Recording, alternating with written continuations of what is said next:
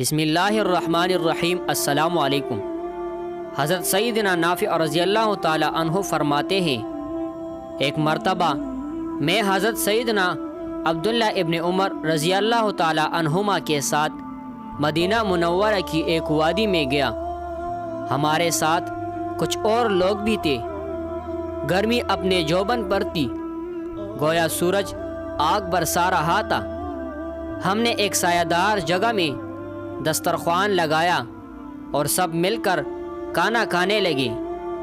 تھوڑی دیر بعد ہمارے قریب سے ایک چرواہا گزرا۔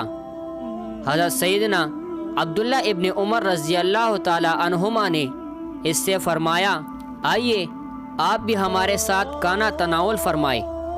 چرواہے نے جواب دیا، میرا روزہ ہے۔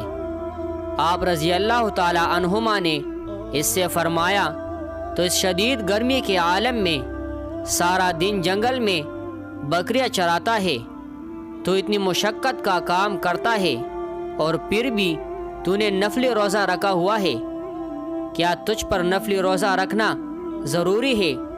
یہ سن کر چرواہا کہنے لگا، کیا وہ وقت آ گیا جن کے بارے میں قرآن پاک میں فرمایا گیا، کلوا واشربوا ہنیئا بما اسلفتم فی الایام الخالیہ، کھاؤ اور پیو رچتا ہوا صلہ اس کا جو تم نے گزرے دنوں میں آگے بھیجا۔ حضرت سیدنا عبداللہ ابن عمر رضی اللہ تعالی عنہما اس چرواہے کی حکیمانہ باتیں سن کر بڑے حیران ہوئے اور اس سے فرمانے لگے، تم ہمیں ایک بکری فروخت کر دو، ہم اسے ذبح کریں گے اور تمہیں بکری کی مناسب قیمت بھی دیں گے۔ آپ رضی اللہ تعالی عنہ کی یہ بات سن کر وہ چرواہا عرض گزار ہوا، حضور یہ بکریاں میری ملکیت میں نہیں بلکہ یہ میرے آقا کی ہے، میں تو غلام ہوں، میں انہیں کیسے فروخت کر سکتا ہوں؟